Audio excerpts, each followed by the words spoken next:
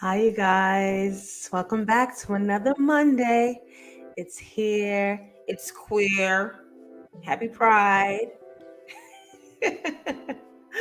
Black as hell. Welcome. Come on in the room. Come on in the room. Put your feet up. Grab some water. Moisturize. Relax. Settle into the space. Yeah.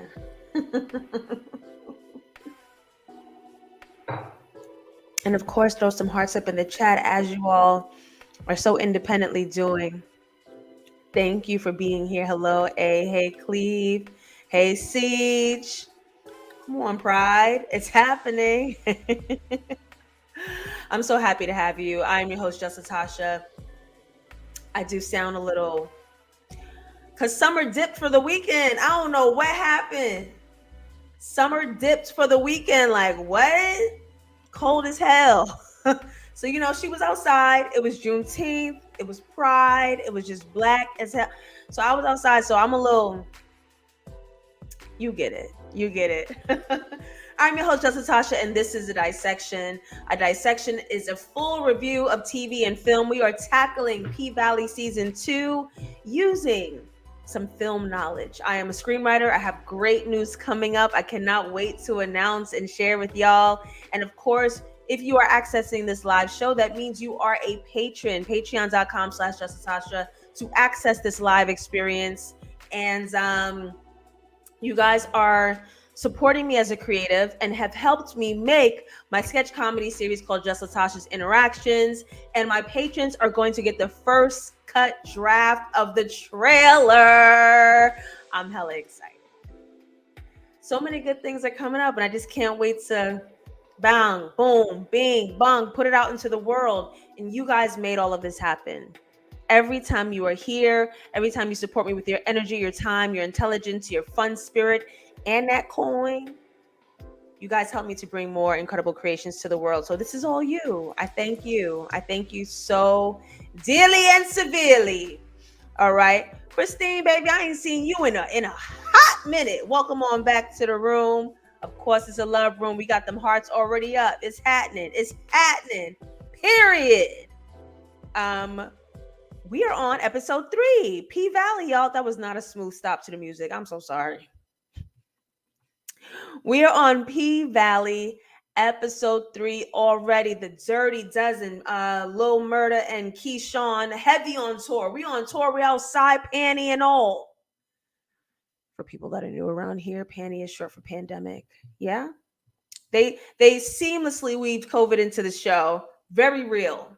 And you know what? I'm really liking, not like the COVID angle, but the fact that they use real life experiences while making it still feel real. They're talking about real issues and real political topics, real trendy topics, real stuff. And it's weaved so seamlessly into this show without feeling, yeah, I know that feeling y'all get when you could tell the show is trying to talk about something rather than talking about it. So I like the way the show is being handled overall. I'm really excited to jump in with y'all. We are here for the Dirty Dozen, and make sure you guys are supporting other tiers on the Patreon. You guys get access to the exclusive trailer for my upcoming sketch comedy series and other exciting announcements. So that's coming up last Wednesday of the month. I'll be dropping that right here for those patrons. Okay. The color theory of P-Valley. Let's just talk about what we're talking about, okay? In episode 1 of season 2, Andre says this: there is unresolved tension between who we are, yellow, the truth of your identity, who we are, who we say we are, blue, little lie, little untruth, little different agenda than what you said you came in here for, right? That untruth, blue, and who we want to be. There's also this color pairing of black and white as we're talking about deaths and hauntings and ghosts, which has heavily been the theme this season in particular. Life represented by the color black and death represented by the color white. And of course, if we're talking about scrippers down in the valley with them scrippers get naked, we're talking about that money, that cash. Hello? The color green. which often paired with plants or vegetation or just the color green in general, usually symbolizes new beginnings, new life. So that cash green mixed with a little new life, or that in between stage of a truth and a lie. It can mean so many things. We like that transitioning thing. So, can we talk about that opening scene, y'all? Because damn. Because damn. That opening scene alone, and Katori Hall, the creator and writer, tweeted this. That floating pole is one of the hardest pole dancing apparatus in the game. But Roulette, played by Miss Gail Bean, we know her as Wanda from Snowfall. Miss Gail Bean was on that swinging pole, and it's one of the club's newest pole assassins and can handle that swing and sway. And while Miss Gail Bean was filming Snowfall, she was preparing her body to be on the pole. She was like, no stunt double, it's gonna be me. I'm not gonna play myself. I ain't gonna go out like that. And Gail went out and learned. Uh-oh, my chat seems stuck, I think. You know, I knew something funky was going to happen today. I just didn't know what it would be. So hopefully I can access y'all. Okay, so something weird is happening in the chat. But we'll get there. We'll get there. Okay. So that opening scene, this real raunchy. We like it. And the Paradise Room even being covered in red, looking real hellish, looking real anti-paradise, right? Looking like bad stuff, bad things are gone. Okay, and Roulette often represented by the color red. So we watch her break the rules of the pink and engage in sex work. And this is one of the dangers that starts to bestow this place, right? We have this sort of sore, a wound in the Paradise Room where Haley and Mercedes killed Haley's ex Montavious. His body's in there, his blood is on the walls, and it's sort of festering as this poisonous presence as the rules are starting to break and power is starting to be a little threatened. Power is starting to be threatened. So let's move on over here with it, because I want to talk about Mercedes and the battles that she has. Looking over to the photo to the left as she speaks with Roulette, right? The yellow, who you are, versus the blue, who you want to be, or who you say you are, excuse me. So as she's looking in this mirror, we understand that there's a split in identity, there's a split in truth, there's a split in what she says she's here to do and here to accomplish. There's something different than the identity that she actually is versus what she's presenting. And it's really troubling for her because as an OG, you staring at the face of a new girl who's raking in that cash while you getting little, you might get a drizzle, but Roulette got it thunderstorms on it just now.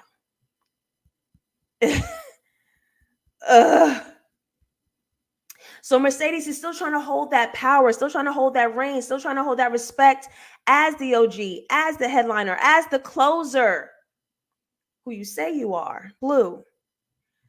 But who she really is, a wounded mother and a daughter. Let's look at to the photo on the right with that yellow tape, the truth of the identity. On that shoulder that held the 7 pounds that represented the spirit of Montavious getting off of her body from Diamond in the last episode. She is really just a wounded mother and daughter trying to stay afloat. And of course, she is shrouded in the color white, representing death as she loses the gym. So this is how it's all coming together. This is how we're starting.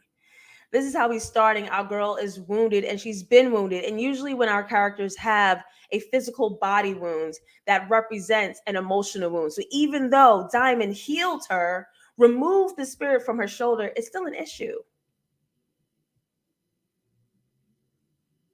Because he just touched the surface, but you still got to deal with what's actually the storm brewing inside. You still got to get there. She's still injured. I thought that was so intelligent, very smart, very spiritual, very spiritually engaged. It was beautiful. So let's meet one of the wounds, and we are going to meet Terica. Two of the wounds, actually, in Mercedes' life. Her mother, Pastor Patrice, and her daughter, Terica. Really quickly diving into the colors here, as Terica, sitting in the driver's seat, is covered in stripes, meaning imprisonment of sorts or a break in identity. All of the colors in her shirt: white, death; blue, lie; yellow, truth; red, wound. And we watched this young Black girl battle her identity: red; trapped, stripes; between the truths, yellow, and the lies, blue, of her past. Because she is trapped between two mothers: her birth mother, Mercedes, who had to give her up from having a teenage pregnancy, and being emotionally abandoned by someone who's physically raising her, or supposed to be, Shell. Being emotionally abandoned by her caregiver, Shell. And here, Terica, also wearing blue, is lying about the unhealthy state that Shell is currently in, being an alcoholic. And Grandma, Pastor Patrice, also mostly in blue because she allows the lie. She knows the truth. She knows the truth, yellow, but she allows the lie. Go ahead, take some extra cookies, baby. Take that on the road. And we know that this lady is gut ruthless. So the fact that she sort of gave like that was very humanizing. Very humanizing. Roulette a hoe. Don't do that. We hoe positive over here. But she worked that pole though. Now look, Roulette is a problem. Love her, but she can get them closed down. And that's going to be bad business for everybody. And that would take away the possibility of Haley and Uncle Clifford even being able to sell it if they mess it all up beforehand. Okay? Pastor Patrice, cold peace. I like that, Christine.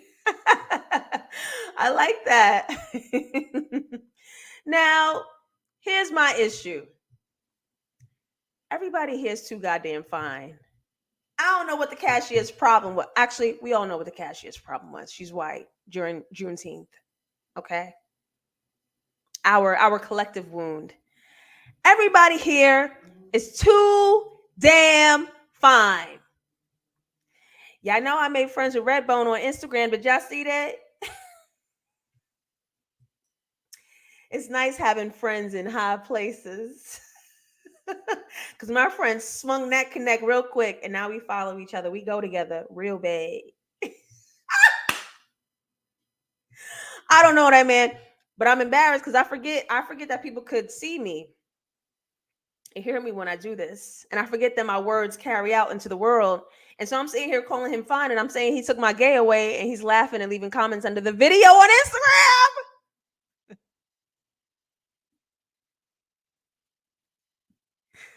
I am mortified, but I am intrigued. So now we be leaving comments and shit under each other's pictures.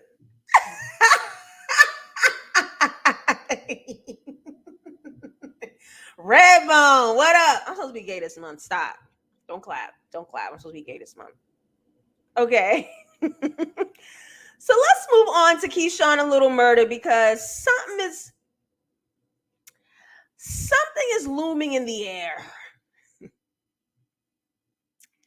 Something is looming in the air. And I want to touch base on this real quick because Keyshawn winks at Little Murder as we audibly hear this gunshot go off at the wink, signaling for him to play dead, because this is a game that they said they was going to play on tour. Whoever get caught with the wink, got to play dead. So Keyshawn kills Little Murder as he plays dead on top of the car. And then it goes into this inverted color white image, white being symbolic of death. I hope our crew will be okay. This feels like it's an oncoming omen. This feels unsafe. I'm keeping my eye out for my squad, for my Dirty Dozen Tour squad. I'm keeping my eye out because something here feels unsafe. Even taking it a step further, looking at the colors of the gas station, which is blue, a lie, an untruth, a hidden agenda; white, death; red, danger. Something feels a bit like a setup. with Keyshawn and Murder on the side, looking like a target of sorts. It don't feel safe. I'm gonna just put that out there. It just doesn't feel safe, as safe as I would like. Okay, so let's just establish that. Okay, let's get down to this whole casino mess, and this is the only thing we're gonna talk about with this casino mess. Let's take a look at Mayor Wayne Kyle versus Pastor Patrice about the oncoming casino. All right. As Mayor Kyle is out here trying to move in on Black churches to get the votes on building this casino for what he labels an economic renaissance. However, the backdrop is this white church with red windows. An ending of sorts, a death of sorts. Because even though you promise to bring new life here and you think it's this economic renaissance and we're going to get money in this town, some people are going to win and some people are going to lose. And I don't think he's being quite transparent with that language. And that's how they get you. They make it sound like a win for everybody. And it's not. It feels to me like this casino might bring endings in ways that the Black townspeople of Chucalissa, Mississippi aren't quite knowledgeable of yet. Okay, so now let's look at Pastor Patrice. White and pink. Or I like to say soft red. But she's in white and pink, surrounded by red hot sauce and a little cold blue drink. Mm-hmm. Mm-hmm. Mm-hmm. That pink and white sort of feels like, well, she's obviously the antagonist. She's obviously the opposition of this oncoming casino. She will be the ending of the casino, right? She's against him. And I think of, as he is backdropped by the color white, she is backdropped by the color green. The thing for me, I'm going to take a leap and assume is that they both don't actually have the interest of these townspeople, obviously, right? He's got the blue tie, she's got the blue drink. There are hidden truths, there are some lies, there are some hidden agendas here. But she really don't want this casino because she likes the way that she is making money right now with her church. And this casino is going to shift the money around and she's going to lose. So like Mayor Kyle, she don't really care. But she's about to mess up her money is where we have issue. Because she's doing it right now, okay? So both are lying about how this move is going to help the townspeople of Chucalissa, but they're really in it for some good old self-interest. And of course, towards the end of the episode, he wraps that ass up, locks down Pastor Patrice for not following COVID protocols in her church, and gets her up out of here. Gets her out the way. I was so happy to see this. Come on, Freedia.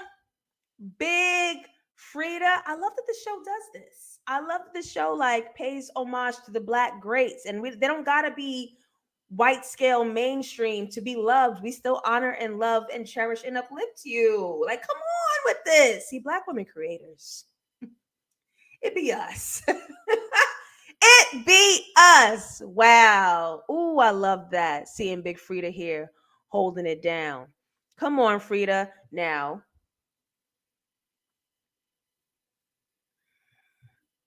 is it me? Is it me? I don't mess with Wodie. I'm anti-Wodie. I'm anti-Wodie. Is it me? I'm going to tell you why right now. Now, I haven't trusted him since the last dissection. He's the one driving the hearse, which means he sits separated from where the dead are supposed to be. And who are the dead? Everybody else on this tour except him. He literally sits in opposition of them in the hearse. He faces forward, they faces back. He turns his back. And even in this image, as they're all standing in the group, he is the only one in blue. There is a hidden agenda. There is an untruth here happening. And every single person in the Dirty Dozens is wearing white, the symbol of death, when they ride in the hearse. Something's up. Had to put on my director eye for that. Something's up. Something's up.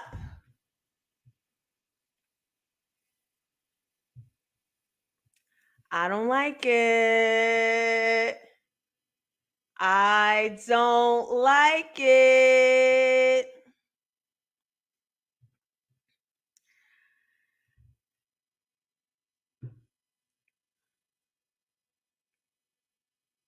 I don't like it.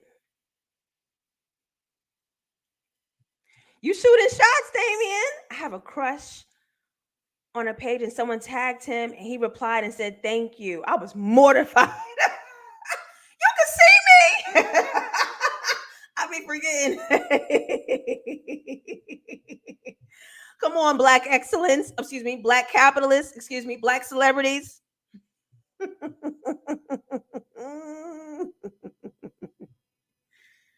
What's Keyshawn's manager's name?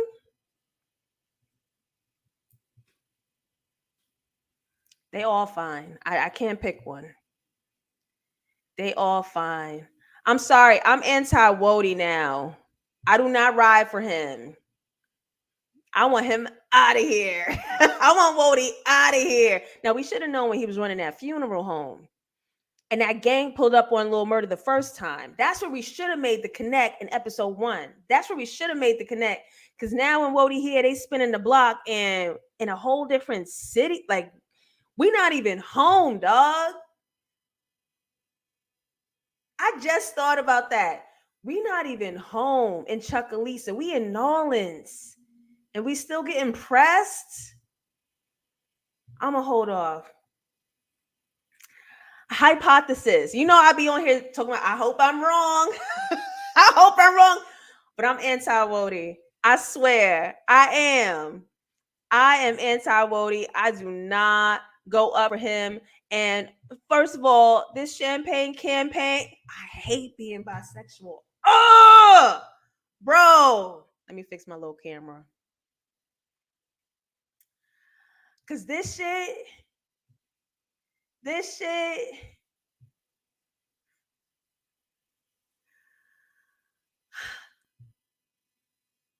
look so goddamn good. Are you kidding me?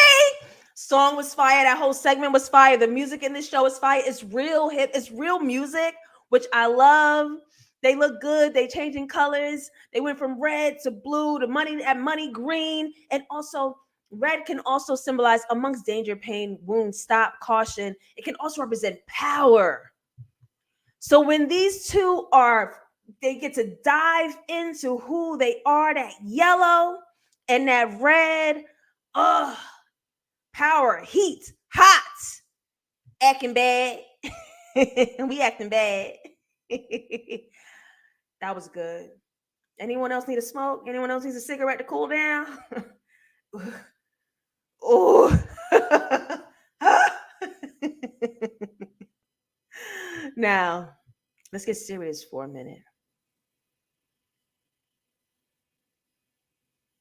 Did y'all know Mercedes and her baby are in the same place?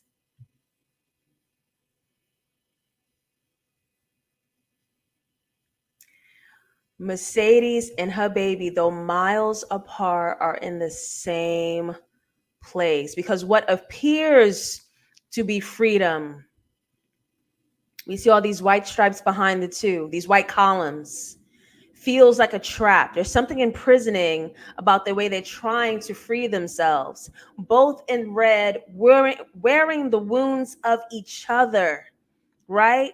Because at this point, Terica is raising herself. That would look liberating, but it isn't, because as she has to take care of herself and take care of her caregiver, it leads to jail, quite literally imprisonment. Versus Mercedes, who is stepping up with her sugar daddy, collecting $10,000 a week in a condo. That sounds pretty liberating to me. would really lead to the entrapment of his world, his rules, and as she comes to learn, his marriage. His wife, Farrah in white. This deal don't look like it's liberating her. This deal don't feel good to her. Feels like she's being squandered, like she's being ended. A death of herself of sorts. He doesn't acknowledge her. He doesn't acknowledge her creativity. He doesn't acknowledge her feelings. He doesn't acknowledge whether or not she approves. Creating a death in his own marriage, coach, the sugar daddy. This ain't freedom. And that red wound that they both wear are just enduring the hopes of getting back to each other. That's all that they want. That's all, miles apart, and that's all that they want. How heartbreaking. How heartbreaking. Oh my gosh. Now, Miss Farrah, I wouldn't have had a problem. What up?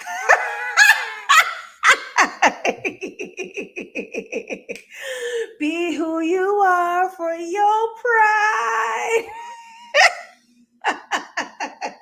We're here. We're queer. We're not going anywhere. When that wife slid off them clothes, don't matter if you buy or not. Oh, wait, did we change? Hold up. When that wife slid off them clothes, he was peeping. Okay, don't matter if you buy or not. There was no consent. Now, that I can say, because this was put on to Mercedes, and she was fully expected to just go with the flow if you want this money. That wasn't the agreement. That wasn't the agreement. And as this comment is saying as well, I thought the conversation between Mercedes and Pharaoh was interesting. Me too, because I think that was just a moment of showing Mercedes' integrity, because she didn't need Farrah's approval. Her deal was already on the table. She didn't need nothing else. But as a woman, this is your husband. You're here, so I'm not going to disrespect you. So even just showing her that kind of presence, that's just a woman that Mercedes is. She ain't no shady hoe, okay? She got a little integrity about her. I want that extra money, coach.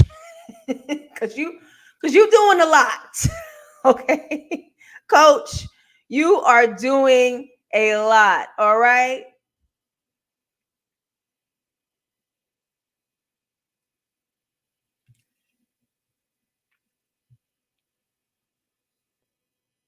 Before we get there. Now let's get there right now. Cause girl, I know. Oh, I know. Like I know, Farrah. I get it.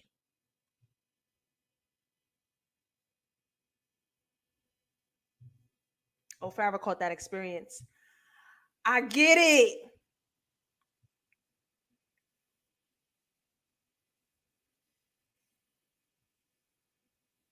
I don't trust this man.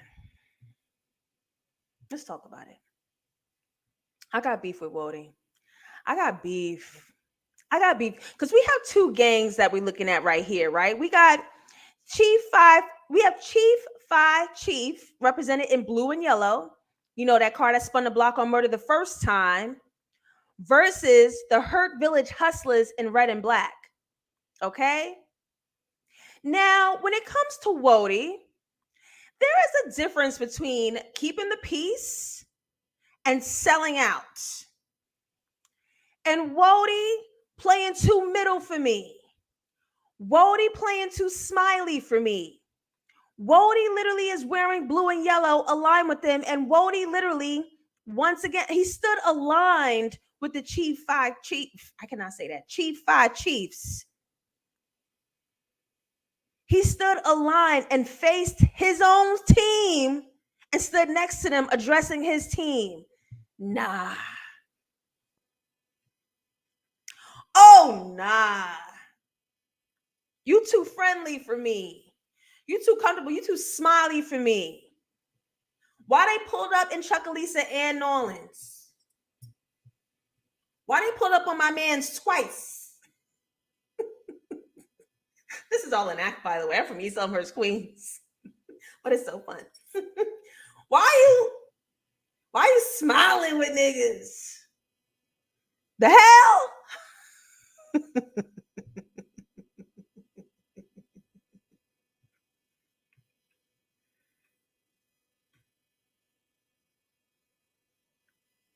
You talking about ain't no beef? You smiling? You stood next to man's.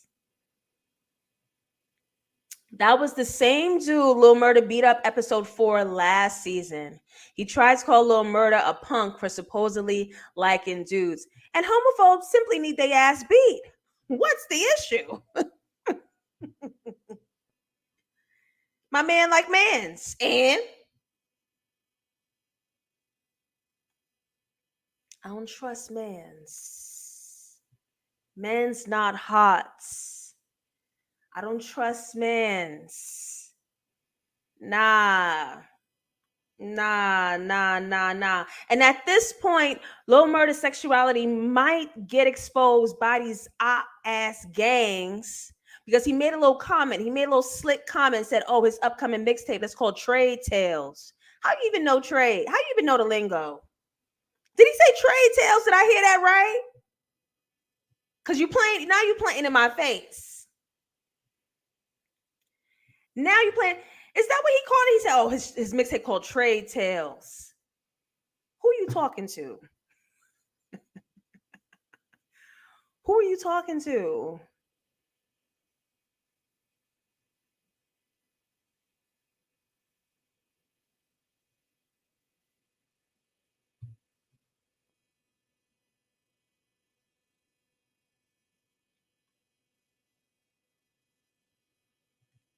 You sound like you know the girls. And it's fine if you do, but let's not project. Let's not project. Don't do that. Don't do that. How you know? You know the girls? Okay. Okay. Now he didn't.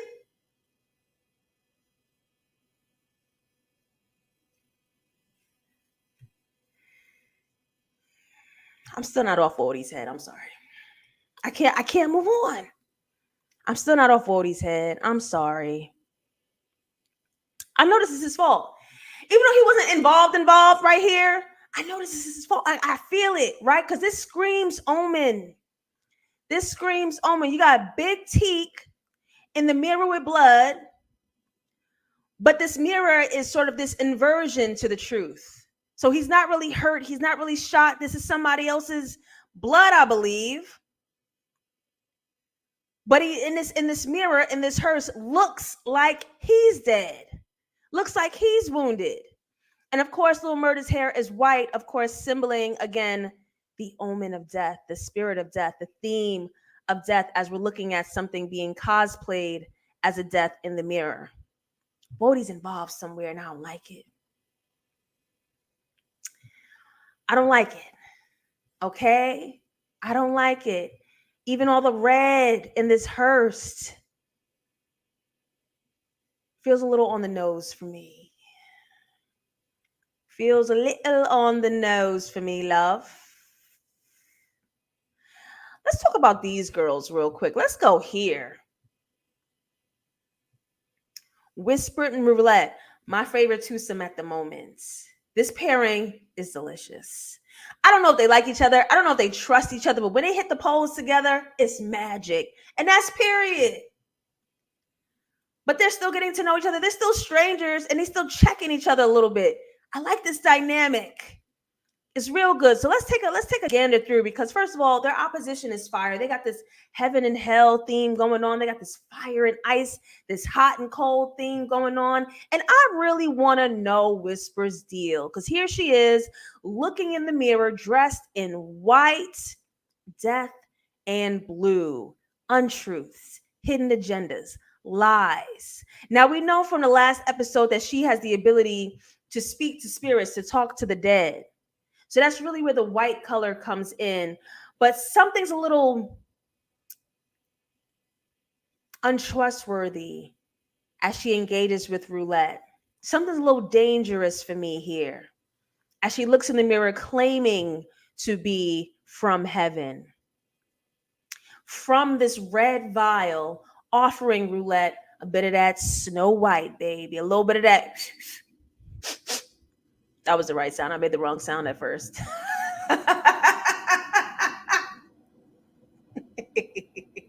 Pass a little that some of them delicious nose clams, if you know what I mean. Okay? Because I remember when Big L was talking about Haley, I believe episode 2, even the devil started off as an angel.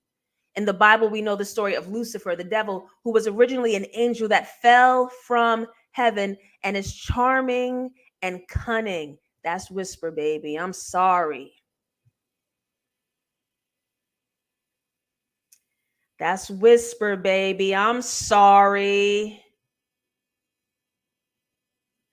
And skipping off to the end here, in the event that Roulette gets caught showing, she already showing titties, you breaking the rules, showing titties, you're doing drugs on the premises, and you're engaging in sex work at the Pink. If all of this blows up, Roulette has now discovered that Big L is in cahoots to shipping and selling oxy. So she got a secret on a secret. You got my back, I got yours. We'll see how long all of this lasts before it eventually collapses and blows up. Uncle Clifford, did he do this in season 1? Uncle Clifford?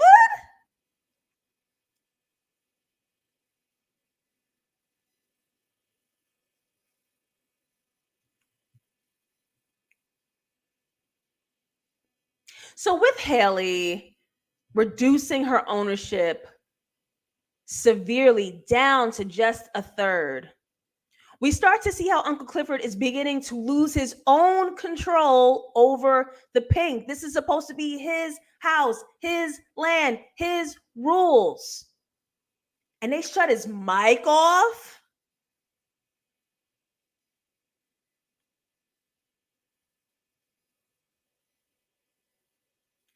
Dressed in a white and blue wig. Is there an untruth? Is there a death?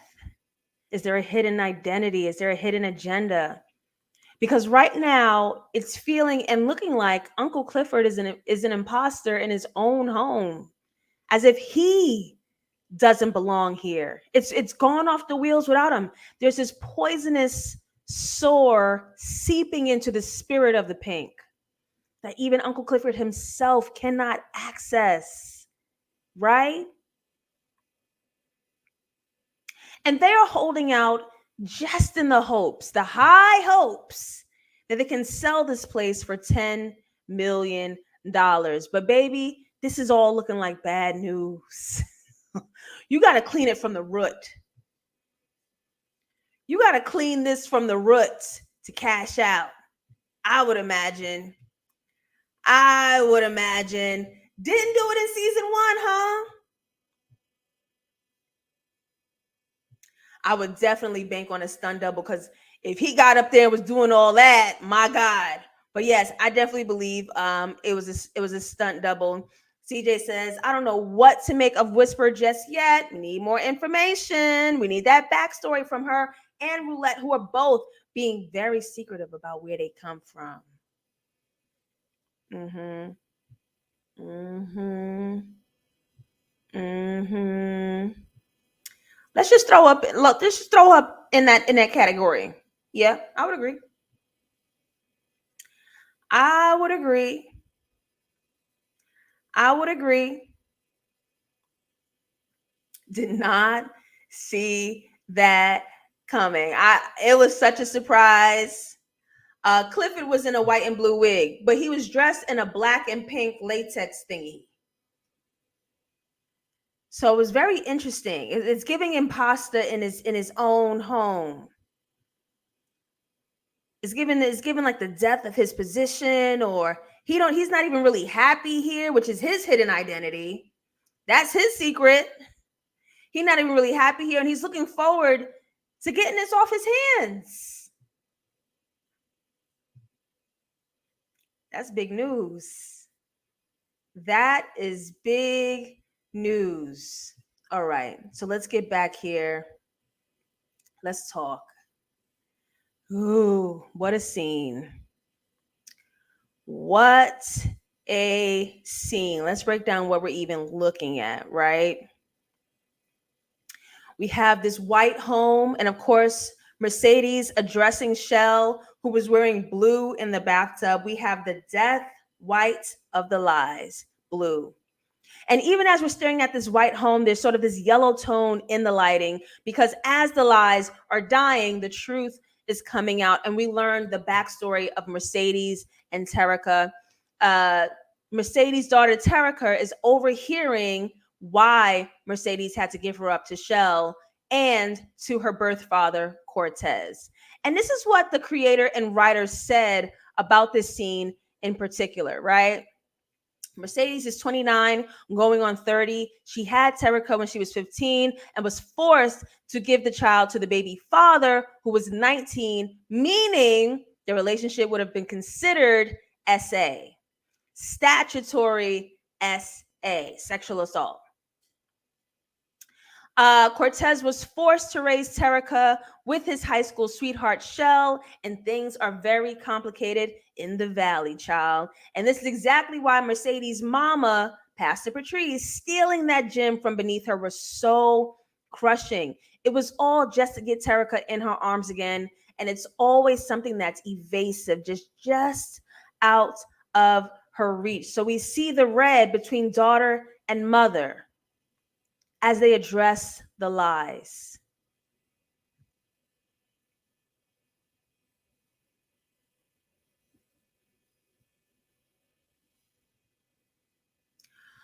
They acted down. They acted down. I was like, there's something so insidious and different about matriarchal generational wounds. There's something extra heartbreaking when it comes from the mother. And because we are passed quite literally through the bodies of the women, your baby is taking that, you're keeping that, you learned it from your mama, and who's going to break it? Who is going to break it? And so now I can see why Shell is this alcoholic, this drunk. She resents Mercedes' situation for impeding on her own life. Imagine that. The bitterness, the resentment, and her failing as a caregiver, a position she didn't even want. All that running, hiding behind the alcohol so she doesn't have to face it all the time. And knowing this ain't even her baby, but it's her man's baby. And I see his face on this child every day. I see this mistake he made every day, and I feel like I have to pay for it every day. And that's my thing when it comes to Black women. Like, we want to do, they so bitter, they so mad, they so resentful, they so angry. Ask why. It's not right. It's not okay. But ask why. That's where the grace is. That's where the grace is. Yeah. Yeah. And people barely speak his name, don't they? Mercedes. They barely speak Cortez. Because he just died a little. On the other hand, she chose to stay and take on that responsibility. The expectation of the emotional labor, the ride or die syndrome, the stick by your man through his trials and tribulations.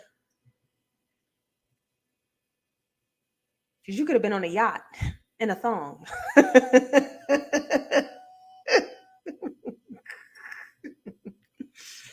I knew Terica was going to hear all that? How is she supposed to live there knowing how Shell really feels about her and not Spiral? She needs her real mother bad.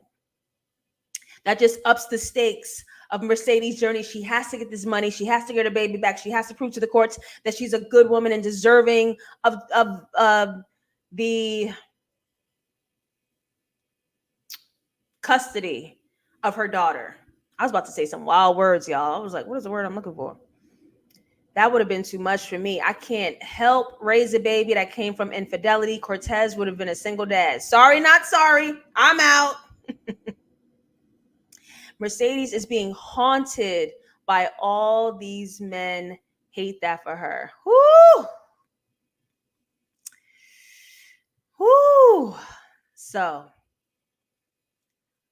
let's come on down to here. Because there seems to be another betrayal in our midst. Because this man, remind me his name? Don't trust him. And to be honest, he's never been loyal to Wodie, not Wodie, Little Murder. Anytime people ask him who he is, he says, I don't represent Little Murder. I represent Keyshawn. He makes that very, I don't align with Little Murder. As he's watching, peeping from down the hall, Little Murder turned down all these women to go stay with Keyshawn. After hearing that little snide comment from that op-ass gang, right? Look at this this reflection, this double image, hidden agenda, hidden identity, secrets, things unsaid, things untold. Look how he splits right in two. Yeah, we squad, we on tour together, we squad, but uh-oh, you split somewhere. Even down to the room number 112, playing on mirror imaging, right? Because the two ones in the 11 match the number 2, so it's 2-2. Even that just breaks down to a mirror number. So this guy doesn't believe Lil Murder's sexuality anymore. He believes what the gang said about him. So he's peeping out. And did y'all see the reveal? Love and happiness. Lil Murder has been sending Uncle Clifford the postcards from every city they touched down. Uncle Clifford got all of them. Oh, love. Oh, love. Thank you, guys. Was not going to remember. I don't know why it wasn't sticking with me today. Like, what is this man's name? Rome.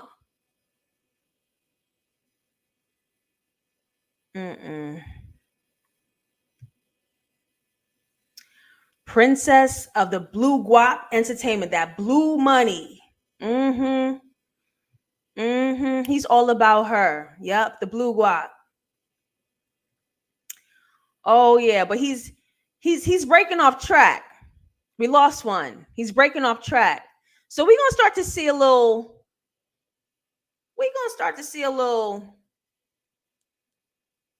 Funny business with him. There's some white and some yellow here. And a little spot of blue. We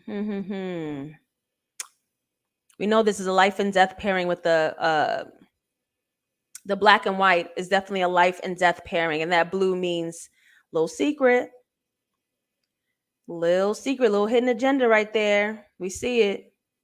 So something's up. Something's coming.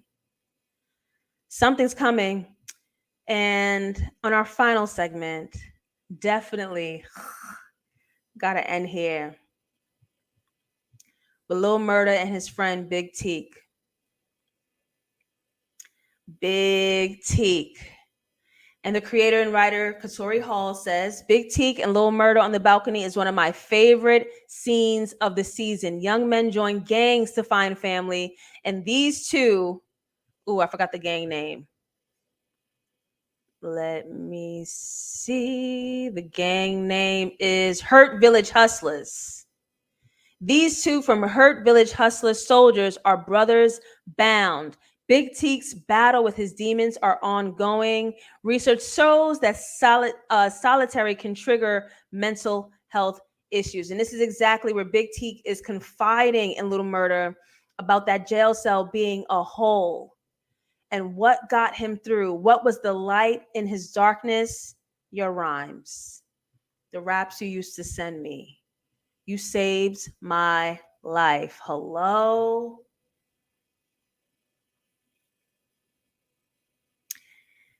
And they was in jail together, and Big Teak saved Lil Murda's life in there. And spiritually, Lil Murda saved Big Teak's life. I just can't. And looking at the colors before we sign out here, Big Teak is spilling his heart out. This is his absolute truth. We see the color yellow right behind Big Teak. However, facing front of these two men is the color blue. There's something unsaid here. So I believe that the unknown item is Lil Murda's sexuality. I don't know if Big Teak is aware of Lil Murda's sexuality. That might be the unsaid item, but they have so much truth behind them, making this brotherhood. And loyalty is the absolute currency for Big Teak, right?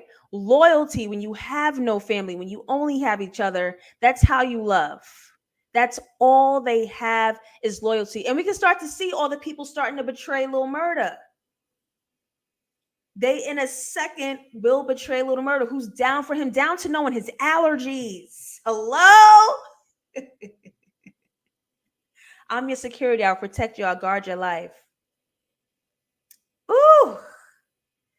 And they ain't seen each other in how long? And he's the most down person. Time don't matter. The time did not matter. Hello? I just want to know what the other postcard said. If the latest one started out as, I guess I miss you. We got to get these two out of here. We got to get these two out of here. Little Murda and Keyshawn feel like siblings. At first, I thought Mississippi was blackmailing him, but she still cares for Uncle Clifford. Katori Hall said this as well. She tweeted that they were like brother and sister. Too sexual for me. I wasn't quite picking that up. But I did like the youthful, playful energy they did have in the hotel room as just like these bestie buddies. But it's a little too sexual for brother sister. But I'm picking up what y'all putting down.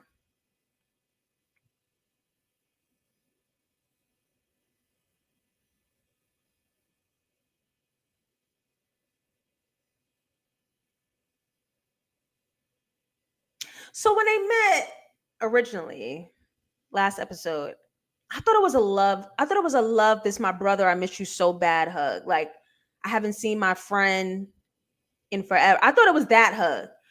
But I did see people like, but I also think we just kind of do that to gay men. Like, everything they do is sexualized. But this is just a person who found his friend.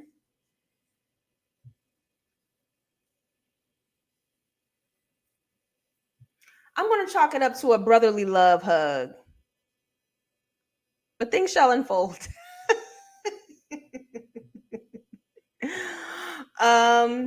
Yes, remember Khalif Browder, solitary confinement is inhuman. And we also saw it, I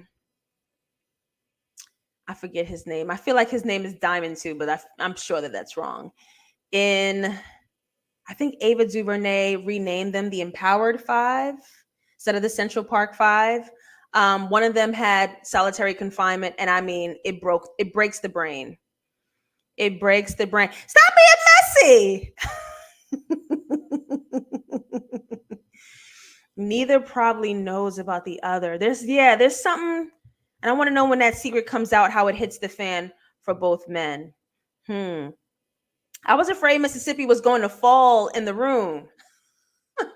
She was hopping up and down like a little kid. She looks so cute. Oh my God. After that heart-to-heart on the steps, I think the intimacy I sensed between them when they were first reunited was deep friendship instead of a past romantic thing. I definitely think it's friendship, for sure. He gave a weird face to him after the hug.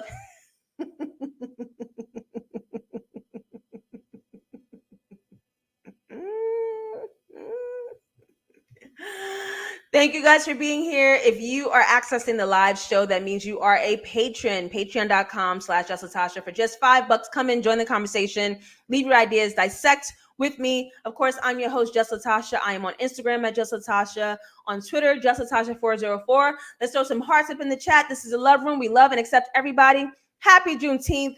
Happy Pride. So happy that I spend time with my Black folks with Black shows and talk Blackity Black business. We are out here. I thank you guys for being here so much. I have huge announcements coming up. I cannot wait to share. God, it's so good. But if you are a patron of a higher tier, you guys are going to get the first cut trailer to my sketch comedy series, Just Latasha's Interactions, dropping. I believe it's June 27th. It should be the last Wednesday of the month. I am dropping that trailer. I'm dropping my trailer. Dustin Ross from The Friend Zone, Mandy B from Horrible Decisions and See the Thing Is podcast. Jameer Pond, creative director of Vanity Fair. He was doing all the cultural viral hits for BuzzFeed, Cocoa Butter back in the day.